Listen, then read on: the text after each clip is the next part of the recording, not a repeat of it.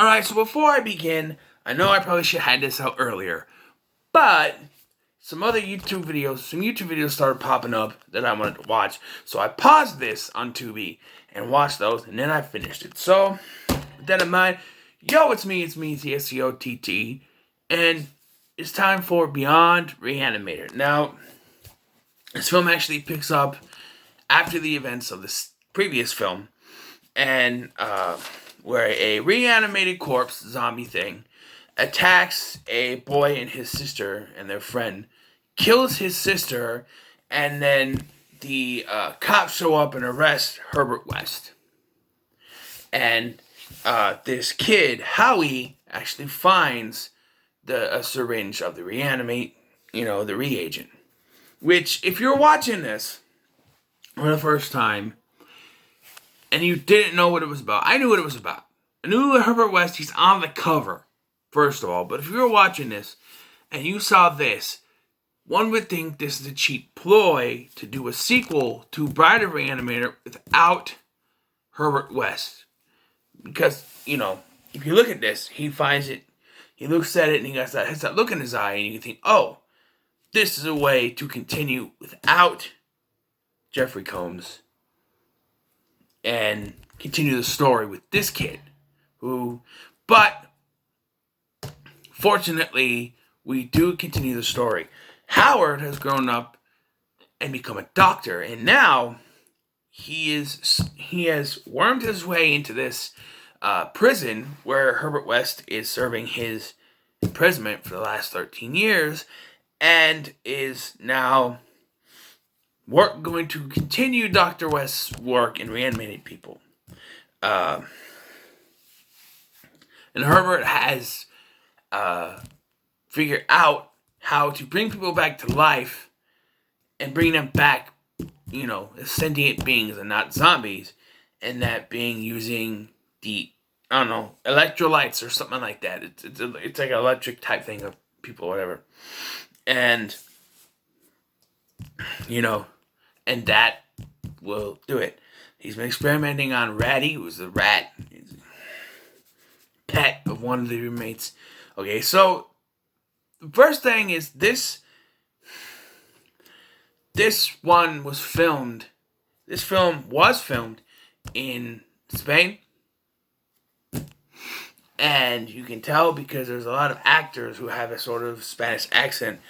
Though, strangely, Elsa Pataki has less of a Spanish accent in this than she did in Fast and Furious movies. I don't know if that was, she added more to it. Although, when she gets, reanimated and she's infected, her accent does slip out of it. So maybe she's just trying to keep the accent, maybe she's the only one who could use an American accent. Who knows? Because you could have Hispanic inmates, so maybe she was using an American accent, and she was slipping out during the thing. So yeah, Howard is our new Dan, because he immediately goes after Laura, who is played by Elsa Pataki, and so once again, it's kind of going down that road. The only problem is we can tell from the beginning there's something wrong with this guy. Because he wanted to bring his sister back, right? And so he then tells Laura she reminds him of his sister before kissing her, and they end up doing it. So that's kind of weird. My question is, he had the stuff. He had an idea of what it could do. Now, I'm assuming the cops took away her body, but I don't know. It all happened so quickly, but why didn't he run back to the house and inject his sister with it? Just to, he still got it, albeit there's less in it than, So maybe he did have some kind of line where he tried it on his sister, but not all of it. I don't know. But he did say he wanted to bring his sister back to life. And so the warden, they use it on this guy named Moses. He's one of the inmates who already looks like he's fucking dead. I don't know. He already looks like a zombie. I don't know if that's the way the guy looks. Or they just made him make up like that. But he looks like a Nosferatu type dude. And they use it on him when he has a heart attack. And I thought initially it was going to reveal that, Herbert West had been experimenting on him all the time. But no, they inject the thing. He comes back to life. And then the warden kills him.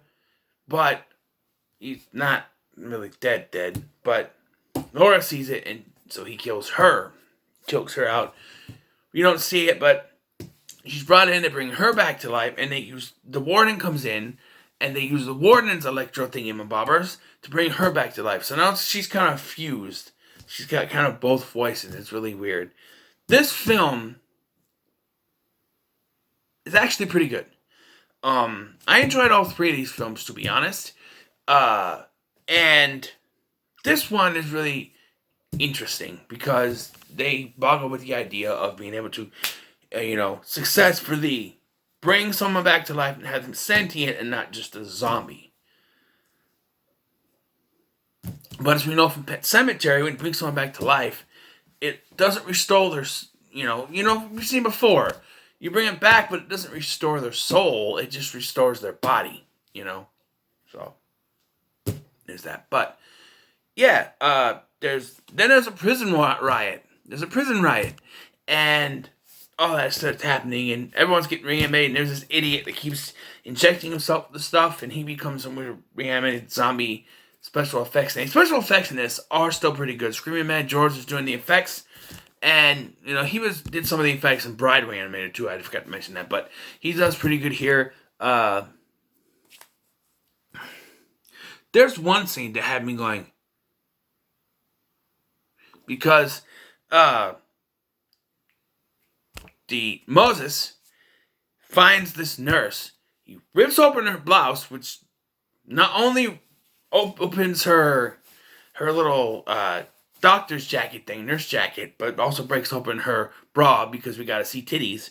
And he starts to act like he's normal and like he's gonna suck on that titty, but then he bites it. We don't get to see any kind of effects to it. She's holding it when the guards come in, but it's just really weird.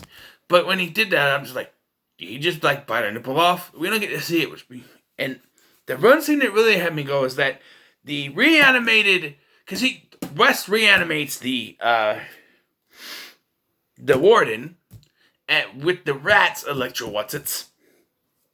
And so he decides to try to get sexual favors from the reanimated Laura. She bites his dingly dongly off and spits it out. Ratty grabs the dingly-dongly and takes off with it. And yes, you see the fake dingly-dongly.